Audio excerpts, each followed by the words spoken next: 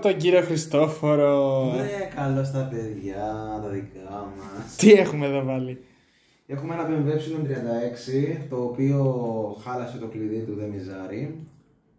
Τα κλειδιά από τα BMW είναι fixed εργοστασιακά, δεν ανοίγουν ούτε για μπαταρία να αλλάξουν. Στην προκειμένη περίπτωση το πρόβλημα είναι το τσιπάκι του immobilizer. Έχουμε προχωρήσει εδώ πέρα, κατασκευάσαμε ένα καινούριο κλειδί και τώρα είμαστε στη φάση ότι θα προγραμματίσουμε το τσιπάκι το καινούριο του immobilizer στον εγκέφαλο του immobilizer, το EWS που το ονομάζουν τα BMW, για να μπορέσουμε να το βάλουμε μπροστά και να δουλεύει όπως πριν. Γιατί είπαμε, είμαστε οι καλύτεροι. Είμαστε οι καλύτεροι.